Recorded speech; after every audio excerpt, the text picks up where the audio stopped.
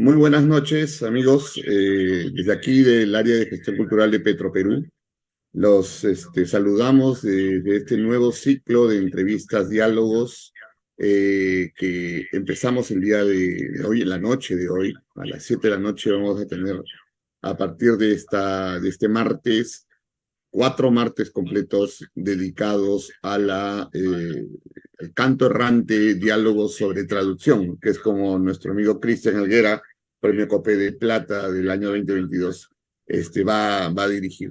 Nos pareció genial esta iniciativa de tocar temas tan poco atendidos en el mundo de la literatura, en el mundo de las letras, y la traducción es una de ellas, que resulta siendo fundamental para muchos procesos. En esa línea tenemos a un primer invitado, vamos a contar con 4 invitados internacionales a partir de hoy martes 8 de junio. Vamos a contar con Arthur Dixon, quien Cristian va a presentar su expertise y su experiencia. El martes 15 estará Gabriel Saxton Ruiz, el martes 22 Martín Tonanmeyol Yotl, de México me imagino, y el 29 de julio la doctora Leticia Gellner. Vamos a comenzar ahora dándole el pase a Cristian Helguera, nuestro premio COPE de Plata 2022, para iniciar este ciclo de entrevistas, conferencias o diálogos dedicados a el canto errante, diálogos sobre traducción. Cristian, muy buenas noches, el micro es tuyo. Muy buenas noches a quienes nos están escuchando. Muchísimas gracias, Carlos, por estar aquí presente, por esta presentación. Gracias también a Petroperú, gracias a quienes ahora es posible organizar este evento que tiene como principal objetivo conversar sobre la teoría, la práctica, el mundo de la traducción desde diversas perspectivas, a través de un viaje entre diversas lenguas. En este ciclo vamos a tener la oportunidad de conversar con traductores del inglés, del español, del portugués y también de lenguas originarias como el náhuatl. En este sentido, agradezco nuevamente a mi querido colega, amigo Arthur Dixon por aceptar esta invitación y a quien voy a presentar. Y luego la dinámica que vamos a manejar es una entrevista, porque básicamente el objetivo de esta sesión es conocer lo que opinan las traductoras y los traductores, sobre todo considerando que muchas veces son personajes invisibles. Entonces es importante escuchar sus voces. En ese sentido, voy a hacer una breve presentación de Arthur Dixon. Es cofundador, traductor principal y editor gerente de Latin American Literature Today. Como traductor se dedica principalmente a la poesía, la no ficción y la literatura escrita en lenguas originarias. Sus traducciones publicadas hasta la fecha incluyen The Contacts de Carlos James Pérez y There Are No So Many Stars de Isaí Moreno en Katakana Editores, y el poemario Intensive Care de Arturo Gutiérrez Plaza en Alliteration Publishing. Trabajos suyos han salido o saldrán próximamente en importantes revistas como Asyntote, Boston Review, Canyon Review, Literary Hat, Pilgrimage Magazine, Poesía, Traffic Road, World Without Borders, World Literature Today. También trabaja como intérprete comunitario en Tulsa, Oklahoma, y actualmente es becario de Tulsa Artist Fellowship. Bienvenido a Tierras Peruanas, Arthur, de manera virtual. Muchísimas gracias por estar aquí hoy con nosotros. Y como ya habíamos un poco previsto, una primera pregunta que yo quería hacerte es la siguiente, ¿cómo comienza tu interés por la traducción? ¿Este interés se debe más bien a aspectos familiares, aspectos personales o más bien intelectuales o artísticos? Muchas gracias, Arthur. No, muchísimas gracias a ti, querido Cristian. Siempre un gusto verte y platicar contigo, y gracias a todos ustedes los que nos acompañan. Todo un honor para mí participar en este evento y bueno, en este ciclo de charlas que van a ser pues todo un éxito sin ninguna duda. Bueno, gracias por tu pregunta, Cristian. Yo creo que yo llegué a la traducción de una manera un poco indirecta, como muchos traductores. Yo no sabía que la traducción existía por muchos años, ¿no? Pero yo creo que sí tenía algo que ver con las circunstancias familiares. Yo soy de aquí de Oklahoma, aquí donde estoy ahora. Como ya mencionaste, vivo en la ciudad de Tulsa, Oklahoma, pero mis papás son de Inglaterra. Ellos llegaron a Estados Unidos a finales de los años 80. Entonces yo crecí en Estados Unidos, en una zona relativamente rural, en el mero centro de Estados Unidos, pero con una familia que hablaba de forma diferente, que tenía una cultura bastante distinta a la cultura que nos rodeaba, que bueno, también hablaban inglés, ¿no? No fue una diferencia lingüística tan grande en ese sentido, pero sí una diferencia lingüística que me marcaba bastante, ¿no? Yo hablaba y sigo hablando, por alguna razón, no sé por qué, pero con un inglés que suena más bien británico, ¿no? Más que norteamericano, que es una cosa que siempre ha llamado la atención, digamos, de mis compañeros y de otras personas de aquí de Oklahoma. Entonces yo creo que desde una edad muy temprana yo tenía una conciencia, digamos, de la diferencia lingüística y de la diferencia cultural, y es algo que me fascinaba, ¿no? También yo crecí en una, como digo, una ciudad relativamente pequeña, pero que sí tenía una población hispana que iba creciendo cuando yo era niño y que sigue creciendo. Entonces yo era, en inglés hay una expresión que dice third culture kid, ¿no? Como un niño de la tercera cultura. Es decir, yo crecí con dos culturas, una en casa y otra en la escuela, y también observé y sentía mucho interés por la otra cultura, la cultura hispana, que también estaba ahí presente. Yo creo que es de ahí como empecé a tomar un interés en los idiomas, en el español sobre todo. Y después en la universidad yo descubrí lo que es la traducción a través de la revista World Literature Today, que es una revista de más de 95 años de existencia, que se publica desde la Universidad de Oklahoma.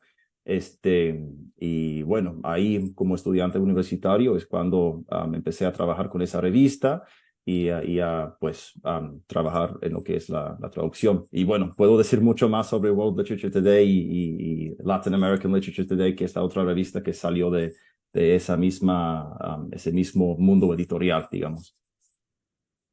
Excelente, querido Arthur. Nuevamente, muchas gracias por esta pregunta, que es importante en el sentido de que permite entender cómo la experiencia de cada persona que traduce una experiencia cultural, una experiencia social, va marcando también, delineando sus propios intereses. En este caso, como tú dices, este conocimiento de dos culturas al mismo tiempo, simultáneamente, ¿no? Sobre todo en un espacio tan particular como Oklahoma, donde pues, yo también he vivido. Mi siguiente pregunta es, yendo un poco más ya a la práctica, si se quiere, y es si tú consideras que los traductores deben respetar el texto original palabra por palabra, o más bien quienes traducen pueden hacer cambios e incluso modificar, transformar los textos originales. ¿Cuál es tu posición sobre este punto? Muchas gracias, Arthur. Sí, es una muy buena pregunta y es una de las preguntas centrales, digamos, de la traducción, ¿no? De la teoría y del pensamiento en cuanto a la traducción. Creo por mi parte que la traducción siempre implica una modificación, siempre implica un cambio. Yo creo que eso es algo relativamente obvio, ¿no? Es una cuestión como práctica. Obviamente el idioma se está cambiando y eso implica cambios, ¿no? No hay una equivalencia uno a uno entre dos idiomas. Dicho eso, yo creo que cada texto requiere algo diferente, requiere un acercamiento diferente, digamos. Y hay ciertos textos que yo he traducido que sí han requerido más fidelidad, si se quiere, o una traducción más directa que otros textos. Yo creo que depende mucho de la intención del texto. Para darte un ejemplo de mi propia experiencia, yo traduje unos poemas de un escritor quechua que escribe en Cañaris, quechua, de nombre Edwin Lucero Rinza. Son poemas que publicamos en Latin American Literature Today. Y él escribe en su idioma, realmente sin la intención de escribir en español, ¿no? Sí publicamos sus textos en Cañaris Quechua y en español para que los lectores pudieran leerlos, pero él no tenía la intención de ser poeta en español, ¿no? Entonces, en el caso de esos poemas, yo los traduje de una forma muy directa, sin tratar de ponerlos en contacto, digamos, con las tradiciones literarias del idioma español, porque esa no fue la intención del autor. Mientras que en el caso de otros textos, que sí entran mucho más en diálogo con la traducción de cierta lengua, digamos, o de cierta literatura, sí va a ser más necesario, pues, pensar en la traducción del otro idioma y poner el texto en diálogo con esa tradición. Y eso obviamente puede implicar cambios y modificaciones que no se harían si fuera otro tipo de texto. Siempre depende del texto. Yo creo que esa va a ser mi respuesta como automática a muchas preguntas. Exacto, ¿no? Cada texto tiene su propia naturaleza, tiene su propia dinámica, sus Ujú, propios códigos y por eso también, como yo también menciono en otras ocasiones, eh, es el traductor o la traductora la persona que lee de manera más cercana un texto, ¿no? Es leer un texto una y otra vez, para ujú, entender justamente lo que tú mencionas, es su propia ujú, dinámica. ujú. Ahora, Arthur, esto me lleva a otra pregunta que también tiene que ver como ese trabajo que tú realizas en Latin American Literature Today, es ¿cuál es la función que para ti cumplen los traductores de español al inglés, Mm, especialmente dentro del sistema literario americano? mm. ¿Y por qué es importante traducir la literatura escrita en español dentro de los Estados Unidos desde tu perspectiva? Bueno, como digo, en mi caso yo llegué al español porque el español estaba presente en el lugar en donde yo vivía. Y esa es una circunstancia muy común en Estados Unidos. Yo creo que es muy importante tomar en cuenta que en Estados Unidos, yo creo que más o menos el 20% de la población de Estados Unidos es de origen hispano, ¿no? Son más de 60 millones de personas. Es decir, hay más personas hispanas en Estados Unidos que en España, por ejemplo. Es una población muy importante. Ahora, eso no significa necesariamente que todas esas personas hablen español, pero sí es una presencia muy importante y muy presente, ¿no? Yo creo que por eso es importante que esa presencia se refleje en la producción literaria de Estados Unidos y que se tome en cuenta la creación literaria que se realiza en ese idioma. También es importante tomar en cuenta que en Estados Unidos una porcentaje muy bajo de libros en traducción se publican, tomando en cuenta todos los libros que se publican. La cifra que se conversa muchas veces es de 3%. Yo creo que ahora está un poquito más alto, pero es una cantidad realmente mínima de libros que salen en traducción en Estados Unidos. Y esa es una gran diferencia, tomando en cuenta los mercados editoriales de muchos otros países. Es decir, los lectores en Estados Unidos no tienen acceso a las literaturas de muchos otros países o de otros idiomas. Y yo creo que eso, no solamente en cuanto a la literatura, sino en cuanto al contacto, digamos, con otras culturas y otros países, es algo que sí hace falta en Estados Unidos, ¿no? Siendo un país que tiene tanta influencia, que tiene tanto poder cultural, digamos. Creo que es peligroso que no haya contacto con diferentes idiomas, diferentes culturas y puntos de vista que simplemente no se van a ver en la literatura o en la cultura producida, digamos, dentro de Estados Unidos. Por eso me parece tan importante y como una misión que nosotros hemos tratado de seguir con la revista Latin American Literature Today, que salió precisamente a principios de 2017, en un momento en que había pues muchas conversaciones que sigan hasta hoy en día con respecto a la migración, ¿no? A la presencia de la lengua española en Estados Unidos. Y bueno, creo que eso sigue siendo muy importante y algo que realmente este, vale la pena, ¿no? Una misión importante, digamos. Exacto, y cabe también ahí destacar que otro trabajo tan importante que tú realizas en la revista, ¿no? Es la sección que tú editas precisamente, que es de literaturas indígenas, ¿no? Porque obviamente ya con buena fortuna va creciendo el número de traducciones del español al inglés, pero en muchos casos también son lo que podríamos decir escritoras o escritores que pertenecen a un campo canónico, son más clásicos de repente, o nuevos clásicos si se quiere. Pero al mismo tiempo la pregunta es, bueno, ¿qué pasa con escritores de los pueblos quechua, los pueblos mapuche, náhuatl? Entonces, en ese caso también la función del traductor es ayudar a expandir esos conocimientos.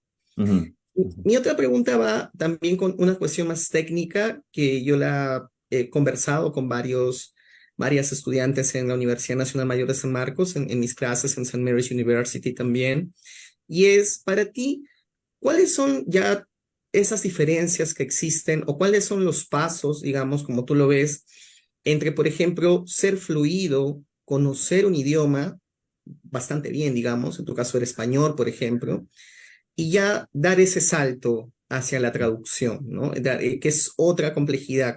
¿Qué diferencias tú encuentras entre esos dos aspectos? Y también si pudieras mencionar otro aspecto que también es parte de tu trabajo, que es ser de intérprete, ¿no? En ese sentido ujú. estamos hablando de tres aspectos, ¿no? Digamos, alguien bilingüe, por decir, un traductor y un intérprete. Mm. Gracias, Arthur. Sí, no, es una excelente pregunta y yo creo que sí existe una gran diferencia o que sí se requiere algo más, ¿no? Cuando hablamos de la traducción.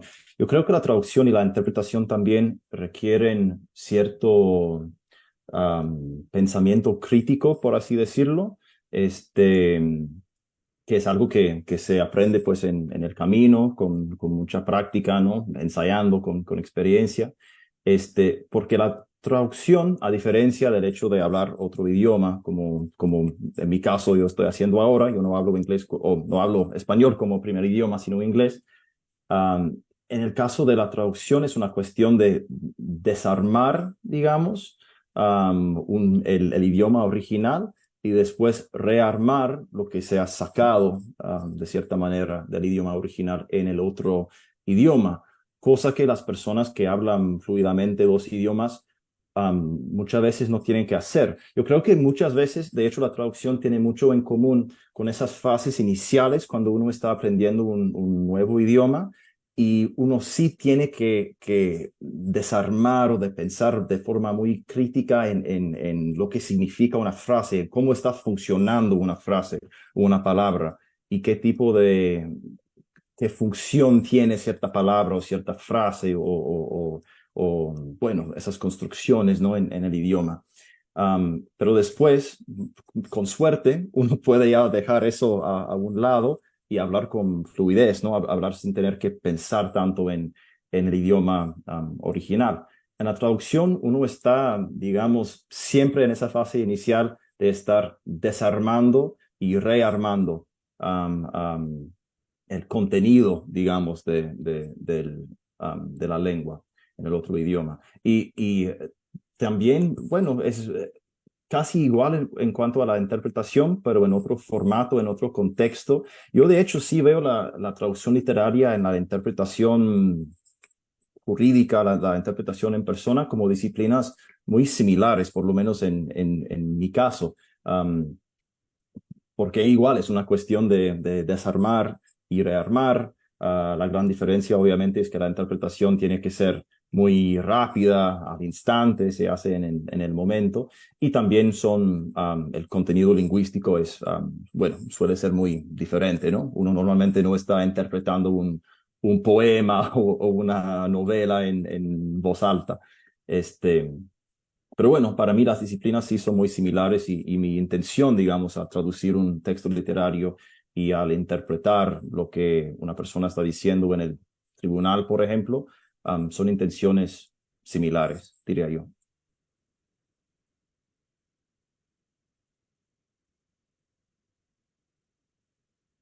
Un pequeño problemita, pero ya volví. Ujú. Eh, Perfecto, Arthur, querido, muchísimas gracias por la respuesta. Y eso me lleva a la siguiente pregunta, que era, quisiera conocer un poco más de tu trabajo, o sea, de tu método. Mm. Cuando tú realizas la traducción, no sé si tú tienes técnicas en especial, algunos secretos, si tú más bien investigas a los autores, si tú contactas con ellos y haces ese trabajo de feedback. ¿Cómo normalmente es para ti trabajar con autores que, por ejemplo, nosotros también conocemos, ¿no? Por ejemplo, Arturo Gutiérrez, Florentino Solano. Si pudieras comentarnos un poco ese método de trabajo, sobre todo que va a ser muy interesante para quienes nos están escuchando. Gracias, Arturo. Sí, claro que sí. Bueno, ojalá tuviera algún secreto, ¿no?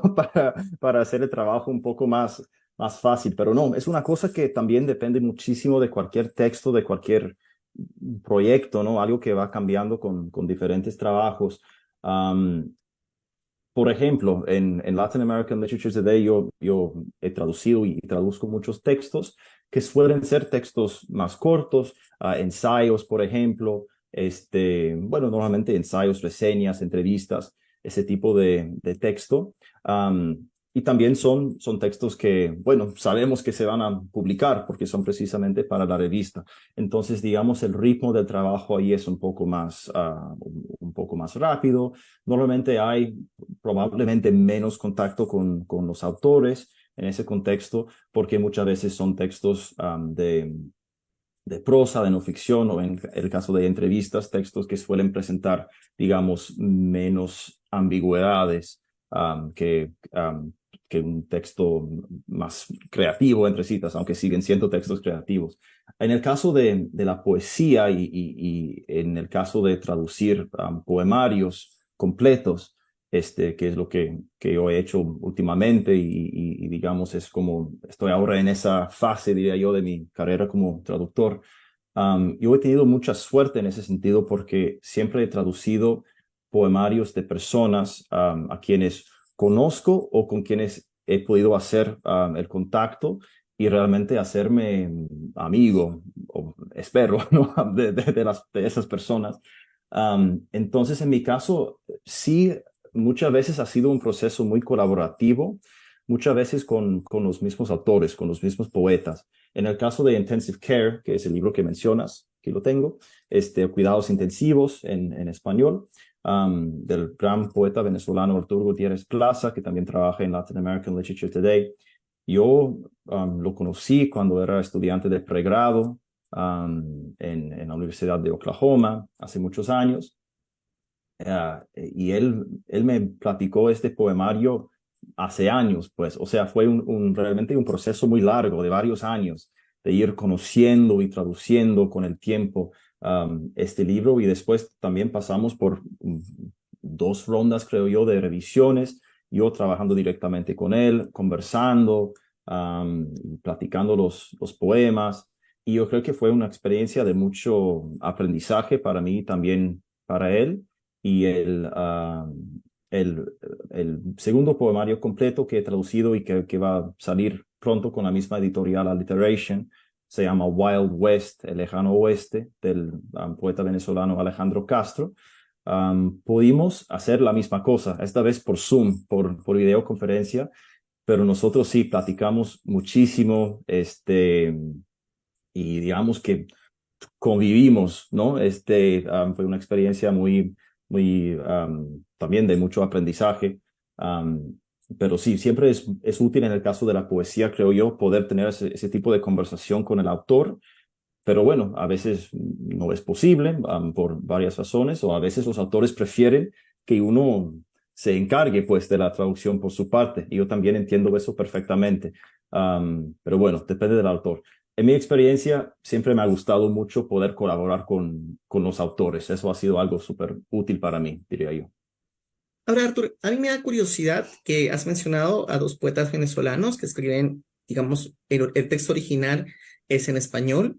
¿Y cómo se está dando tu proceso más bien con el escritor Florentino Solano, ¿no? Mm. Cuya primera lengua es del pueblo mixteco, bueno, naví, ¿no? En ese caso, tú estás traduciendo del español, de repente hay preguntas, consultas que tú le hablas sobre su propia lengua originaria. ¿Sientes que hay un cambio en ese proceso de diálogo? Mm.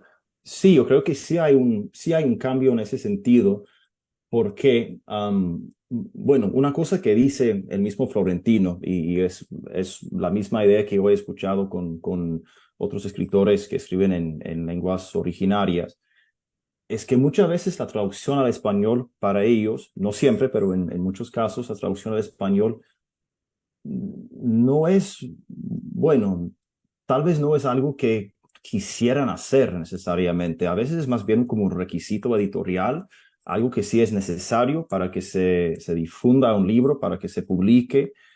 Muchos concursos, por ejemplo, requieren que tomen en cuenta libros en lenguas originarias.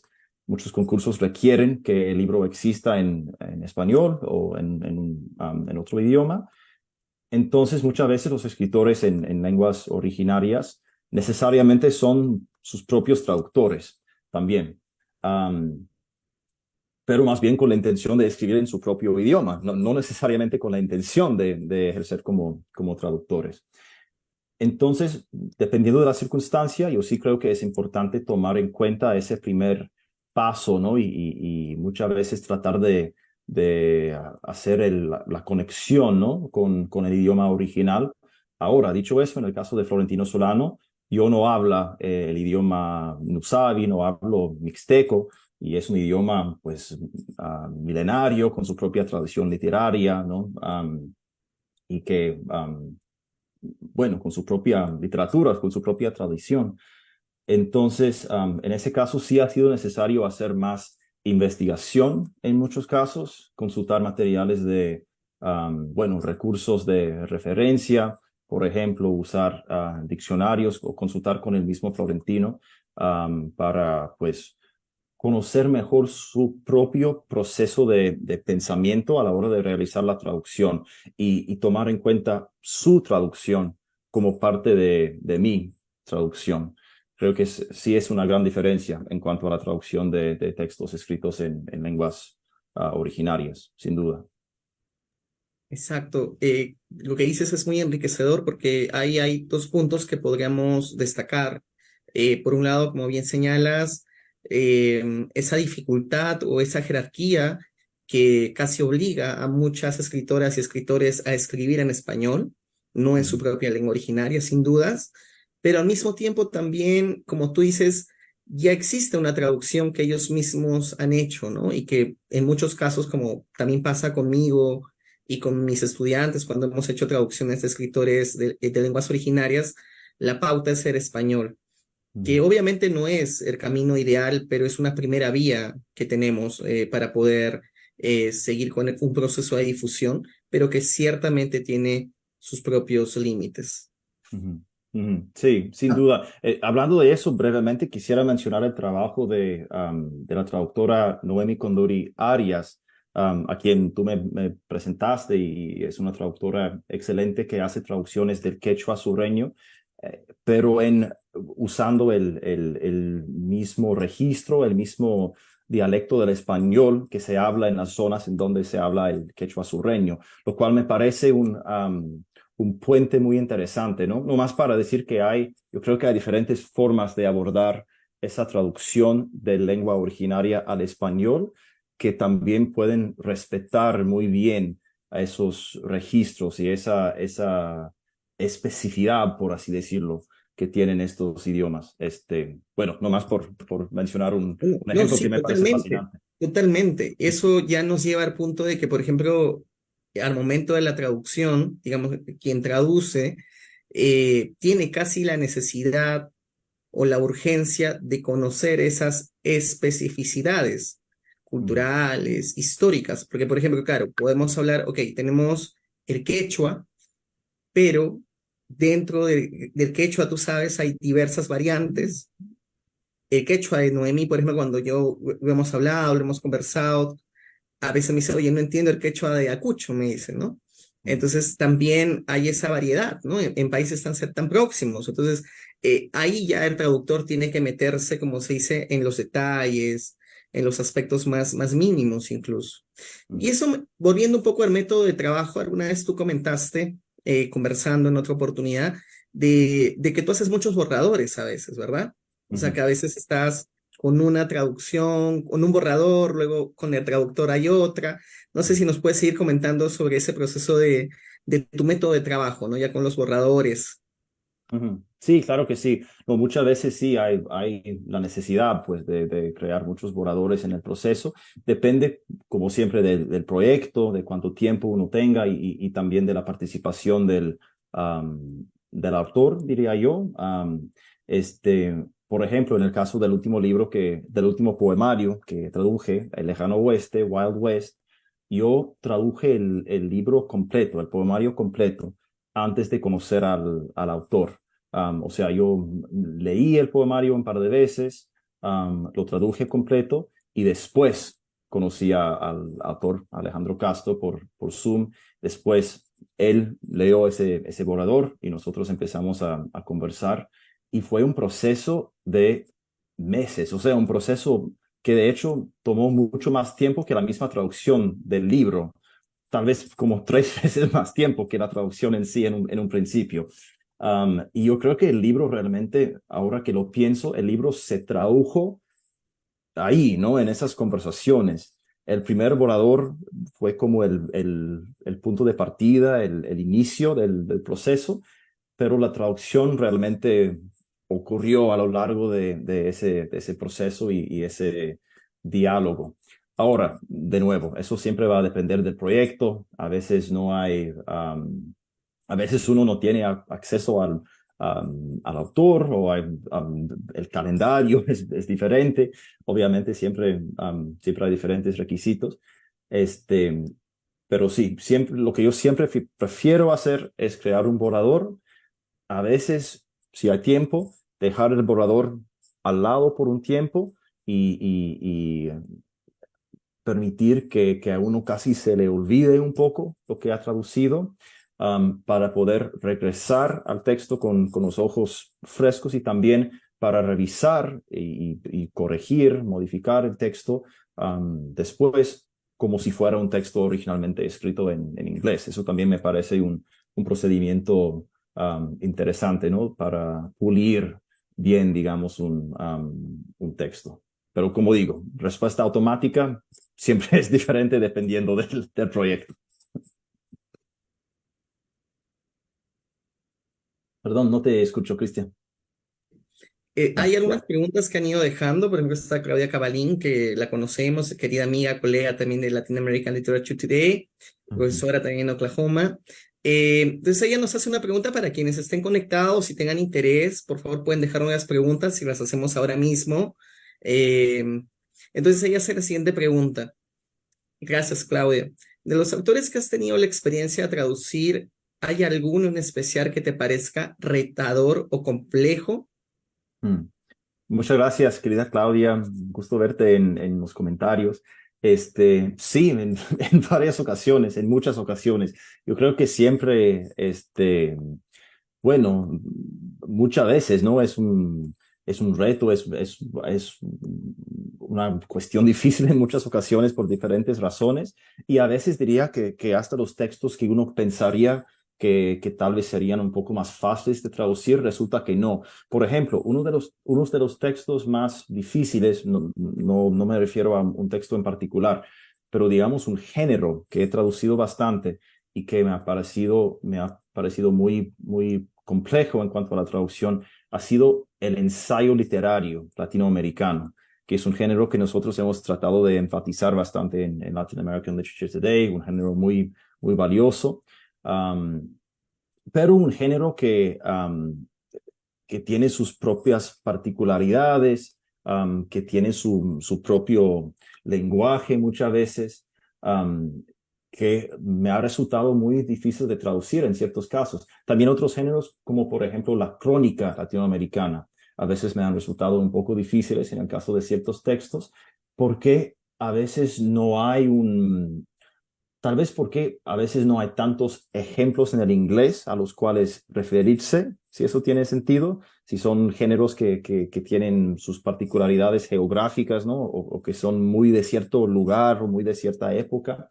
Entonces, bueno, comento eso nomás para decir que ciertos géneros sí pueden generar ese tipo de obstáculo que uno después tiene que superar. Y en cuanto a la poesía, por supuesto, por razones formales, o por juegos de palabras, o también por el contexto en el cual un poema o un poemario esté escrito, eso sí puede generar muchas complejidades a la hora de traducir. Bueno, podría dar más ejemplos si quieren. Podría leer un poema imposible de Arturo Gutiérrez Plaza si gustan, pero bueno.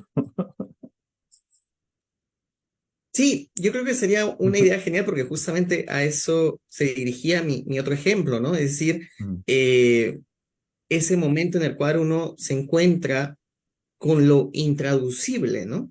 ujú, Es decir, mm, textos que son imposibles de traducir, ¿no? Y te iba a preguntar si a ti te había pasado, y recuerdo que tú tienes un ejemplo perfecto ujú, y puedes leerlo en español y luego también en inglés, y seguramente si mm. Arturo está escuchando, va a estar muy atento tal vez. Sí. Pero sí, es un ejemplo creo de cuando nos encontramos con lo intraducible y luego, ¿qué hacemos? Ujú, ¿Cómo solucionamos ese problema? Puedes exactamente. leer tu Arturo. Sí, claro que sí. Bueno, lo leo en español y este es un poema que bueno, no quiero decir que me haya derrotado, pero que sí van a ver que es muy difícil de traducir.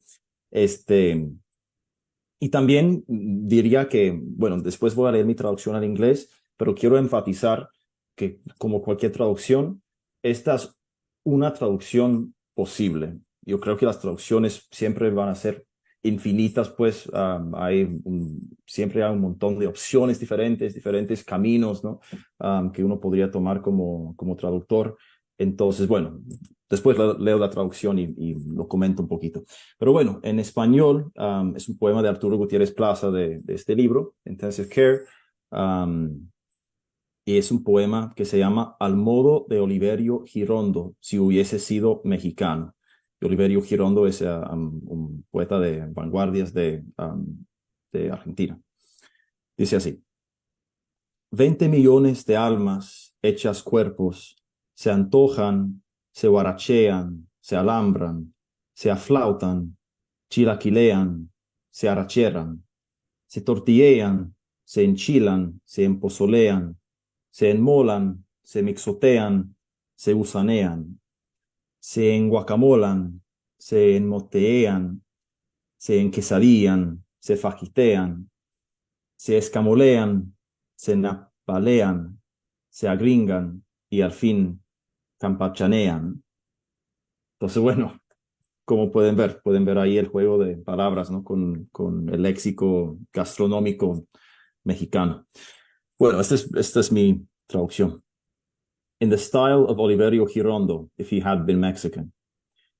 20 million souls made bodies antojo each other, huarache each other, alambre each other, flauta each other, chilaquil arrachera each other, tortilla each other, enchilada each other, pozole each other, mole each other, mixote each other, gusano each other, guacamole each other, mollete each other, quesadilla each other, fajita each other, escamol each other, nopal each other, gringa each other, and finally campechana. Entonces, bueno, como digo, ustedes ya ven el juego de palabras aquí. Mi traducción al inglés, de hecho, es una traducción relativamente directa, diría yo. Como dices, Cristian, un poema imposible de traducir en el sentido de que no tiene sentido, ¿no? Es un poema que juega con las palabras de tal modo que las palabras al mismo tiempo pierden su sentido y ganan otro sentido, otros sentidos posibles. Eso sí, creo que logré mantenerlo en el inglés y también con la repetición del each other, que sería la parte reflexiva, ¿no? En inglés, yo creo que, bueno, espero que así sí se logre un poquito el juego de palabras un poco absurdo, el sonido tan divertido que tiene ese poema. Pero dicho eso, si lo tradujera ahora, probablemente trataría de ir por otro camino, ¿no? Y no sé, pensar en otras opciones que seguramente existen. Arthur, y eso me lleva a esta pregunta que de repente puede ser un consejo para quienes nos están escuchando, y es, cuando tú encuentras esos momentos, esas palabras, esas expresiones intraducibles, por ejemplo, como en el caso del poema de Arturo, ¿qué se hace qué hacemos en ese momento? ¿Paramos, pensamos, tomamos un café, preguntamos al autor? ¿Qué tú crees que podría ser una estrategia en ese sentido? Mm, ¿Cambiamos el texto al inglés? ¿Encontramos equivalentes? mm. Yo creo que, bueno, de nuevo, sin repetirme mucho, siempre va a depender de la circunstancia exacta, este, y siempre va a depender también de la intención del texto. A veces, si, si una parte de un texto es imposible de traducir a propósito, Ujú, entonces tal vez valga la pena no traducirlo. Eso también puede ser una opción, ¿no? Porque yo creo que bueno, los límites, ¿no? Las fronteras, digamos, entre idiomas, a fin de cuentas son artificiales realmente, ¿no? O sea, un texto puede contener palabras o frases o construcciones, digamos, que vienen de otro idioma, pero a veces no es lo más adecuado, ¿no? A veces sí va a tocar, pues, o consultar con otro traductor o con el autor o simplemente con otra persona, ¿no? Yo creo que de hecho a veces puede ser muy valioso consultar una duda así con una persona que no tenga nada que ver con el texto en cuestión o que no está pensando de este modo porque a ujú, veces yo creo que los traductores nos confundimos un poco demasiado, o sea, nos atrapamos un poco con ese tipo de duda. Yo creo que también, en la medida de lo posible, es muy importante tener paciencia con ese tipo de dificultad. Yo he encontrado en muchas ocasiones, y casi la mayoría de las veces, que cuando llego a un obstáculo de ese tipo y pienso, bueno, esto es imposible, no hay manera de traducir esto, no sé qué hacer. Si lo dejo un tiempo y después vuelvo a leer, si vuelvo a leer el texto original y si vuelvo a leer la traducción que rodea esa parte, ¿no? Esa parte tan difícil, muchas veces sí uno llega a la conclusión, bueno, no correcta, sino a una conclusión que funcione. Entonces también es una cuestión de tener paciencia con uno mismo y como digo, de entender siempre que las traducciones son infinitas, que realmente no hay una respuesta correcta. Eso es también una cosa muy importante. Hay que aceptar la imperfección, por así decirlo, de las traducciones. O el hecho de que siempre pudiera ser de otro modo, ¿no? Si fuera otro traductor, si fuera otro momento. Entonces, bueno, hay que ser un poco generoso con uno mismo, creo yo, en ese tipo de situación. excelente, Artur. Tenemos otra pregunta que nos ha llegado. Gracias por la pregunta. Te la leo. Dice, por su experiencia, ¿qué regiones, imagino regiones de Latinoamérica o idiomas, puede ser el español u otros idiomas que tú también conoces, son un reto para traducir al español, ¿no? Mm. Eh, y para acceder también a más producciones literarias o de investigación. Es decir, ¿cuáles crees que son lenguas o regiones culturales más difíciles para traducir y que de repente son importantes, ¿no? Sí, es una pregunta muy interesante.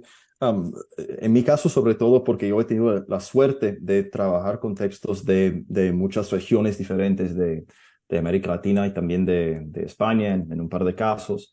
Este, y bueno, yo creo que eso depende también bastante del texto, porque am, si, si, si el idioma regional, digamos, el registro o el dialecto entra en el texto, entonces eso sí puede presentar un obstáculo, una dificultad.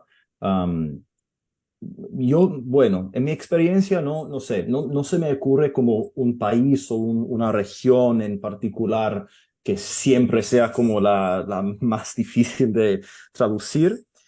Pero si hay casos, por ejemplo, vuelvo a mencionar el poemario que traduje recién, que se llama El Lejano Oeste, Wild West.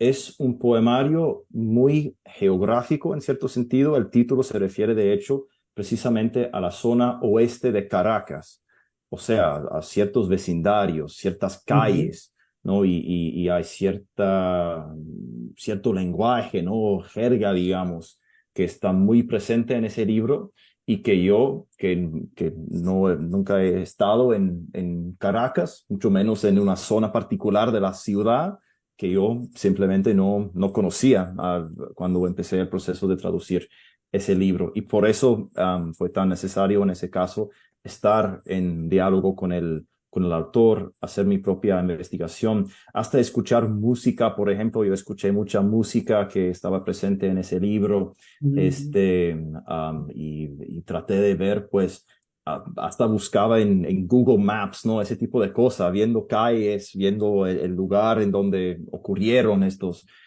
poemas. Eso a veces puede ser algo muy útil para llegar a entender mejor, digamos, la zona a la cual pertenece un texto para poder traducirlo mejor. Pero yo diría que, bueno, no sé, no me he encontrado con ninguna región en particular que sea siempre más difícil que otras regiones, pero la regionalidad, digamos, o los textos muy geográficos entre citas, sí pueden ser muy difíciles de traducir y pueden requerir mucha investigación para poder lograr la traducción. Exacto, exacto. Por ejemplo, un caso de repente, un poco también ayudando a responder la pregunta, es que, por ejemplo, para mí a veces traducir, por ejemplo, del quechua al inglés me resulta más fácil con el quechua, por ejemplo, que en el cual escribe la poeta quechua hablante Gloria Cáceres, por ejemplo. Pero la versión quechua de otra poeta también importante, quechua hablante, que es Chasca Ancaninahuan, me es más difícil, por ejemplo. Más bien, esa traducción de Chasca Ancaninahuan, de hecho, otra colega que también conocemos, que es Claudia Arteaga, que ya conoce más esa variedad, ¿no? La variedad del Cusco. Entonces, sí, como tú bien señalas, hay regiones, especificidades que son más difíciles, más desafiantes y por lo mismo más importantes también para traducir. Mm. Y esto, bueno, quien quiera seguir, quienes nos están escuchando pueden hacer sus preguntas, yo las transmito a Arthur, todavía tenemos unos 12 minutos. Mientras van llegando más preguntas, que espero sea así. Mira, que hay una última pregunta, creo que de la misma persona, que es justamente la pregunta que te iba a hacer. Era un poco, ¿cuáles son tus referentes de traducción? Eh, que se refiere, bueno, principalmente a traductores, ¿no? ¿Qué traductoras o traductores tú estás leyendo Mm. o estimulan tu trabajo constantemente con quienes estás en contacto, ¿no? Porque eso también es importante entender, ¿no? El Mm. traductor o la traductora no trabaja solo o sola, ¿no? Siempre hay algo detrás. Cuéntanos un poco más de eso, Arturo. Claro, no, exactamente. Y gracias por la pregunta. Es una pregunta excelente y algo que, bueno, algo que me gusta mucho de este oficio, de este trabajo, ha sido precisamente la comunidad, digamos, de traductores que hay, que existe y que realmente es una comunidad fuerte, pues, de personas que se apoyan mutuamente. Y con la revista, con Latin American Literature Today, yo creo que bueno, sí, que hemos podido fortalecer, digamos, esa comunidad, ¿no? Y hacer conexiones entre diferentes personas que trabajan en este mundo. Algunas personas a quienes yo mencionaría sería la traductora Robin Myers. Ella sin duda bueno, una traductora excelente que hace un trabajo muy, bueno, un trabajo exquisito. Trabaja principalmente con la poesía, pero también con prosa. De hecho, acaba de traducir una novela de Andrés Neumann, el escritor argentino. Bueno, una traductora excelente que trabaja, bueno, su trabajo que a mí me impresiona especialmente es su trabajo con poesía formal, ¿no? Que tiene métrica, que tiene ritmo, que tiene rima. Ella es excelente en ese tipo de traducción, por ejemplo, que es una cosa, como se puede imaginar, muy difícil de lograr en la traducción. También la traductora Whitney DeVos, una traductora excelente, que trabaja que ahora está trabajando de hecho con el poeta Nahua Martín Tonalmeyo. Entiendo que él va a estar presente en este mismo ciclo. Y Whitney DeVos ha estado trabajando ya mucho tiempo con él, traduciendo sus poemas del español al inglés, pero ella tiene un proceso un poco como estábamos comentando antes, de incorporar los textos originales en náhuatl en sus propias traducciones al inglés. Ella está aprendiendo náhuatl precisamente para poder realizar ese trabajo, lo cual me parece admirable. Y bueno, ella también, como digo, tiene un proceso de traducción que a mí me parece muy interesante. Bueno, hay muchas personas más a quienes podría mencionar, a la traductora Samantha Schnee, Claudia Caballín, que nos acompaña también, el mismo Cristian es un traductor excelente. Pero bueno, yo diría que si consultan el sitio web de Latin American Literature Today, ahí tenemos todo un índice de traductores que son, bueno, que son artistas realmente maravillosos que se dedican a este trabajo. Arturo, un poco para concluir ya, de repente mi pregunta es, bueno, ¿cuál es así como, digamos, antes de que anochezca, como se dice, ¿cuál sería el consejo que definitivamente le darías a una persona que está sobre todo comenzando a traducir, ¿no? Con sus primeras traducciones?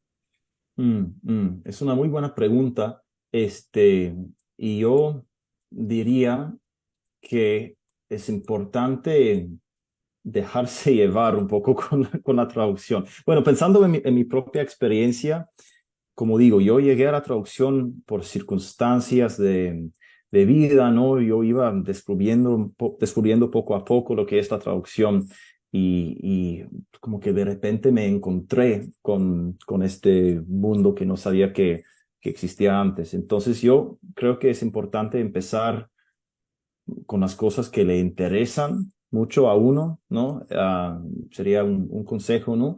Buscar los textos o los autores que te interesan, y empezar ahí, siempre tomando en cuenta que traducir es leer en un principio. Realmente es leer y escribir al mismo tiempo, como dice el mismo Andrés Neumann. Entonces, bueno, leer mucho, eso sí sería un consejo, sin ninguna duda, y practicar los idiomas y tratar de encontrar dentro de la traducción lo que a uno más le interese, lo que más le guste, porque bueno, si uno trabaja con lo que le gusta, realmente no está trabajando. Y también otra cosa, hablando del mismo tema que estábamos hablando justamente, sería tratar de participar y formar parte de la comunidad de traductores que existe y que va creciendo, porque es una comunidad realmente generosa, ¿no? Que le da la bienvenida a uno, pues. Pues ponerse en contacto con traductores, o si hay un traductor o una traductora en particular a quien admiras, pues enviarle un email, un correo, ¿no? Escribirle por Twitter, algo así, porque realmente los traductores quieren ayudar a los demás traductores. Entendemos, como se dijo al principio, que este es un oficio que ha sido un poco escondido, ¿no? Que muchas veces no sale a la luz tanto como debería. Entonces, bueno, estamos muy dispuestos a ayudarnos, ¿no? Y de apoyar a los nuevos traductores.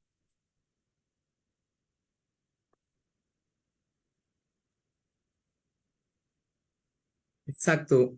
Y creo que eso también tiene que ver con,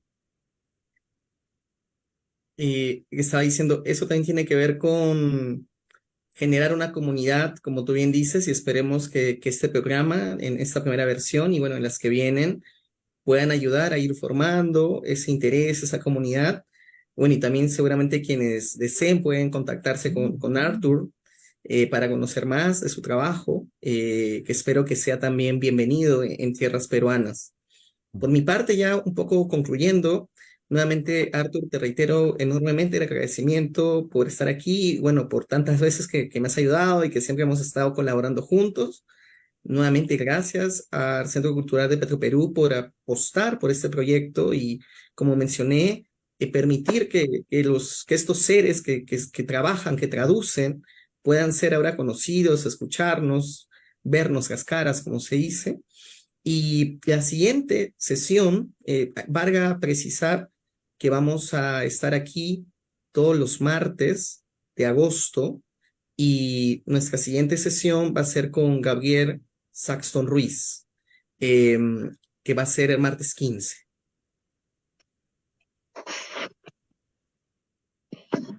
Y por mi parte, no sé, Carlos, si tú quisieras dar algunas palabras finales. Sí, sí, muchísimas gracias, Cristian, por la impecable conducción. Arthur, excelente la intervención. Realmente estamos contentos de haber iniciado este ciclo de conferencias dedicadas a la traducción, este tema tan poco atendido en nuestro medio y que creemos que vale la pena esforzarnos para adentrarnos mucho más en este universo de los traductores, que realmente es fascinante. Muchísimas gracias, Cristian, de nuevo. Gracias, Arthur. Nos vemos con todos ustedes el próximo martes a la misma hora, a las 7 de la noche, para la segunda sesión, como ya nos indicó Cristian. Gracias, amigos de todo el país, de los que se han conectado, y vamos a tener esta charla, digamos, a disposición para que la puedan ver con mayor tranquilidad. Muchísimas gracias a todos.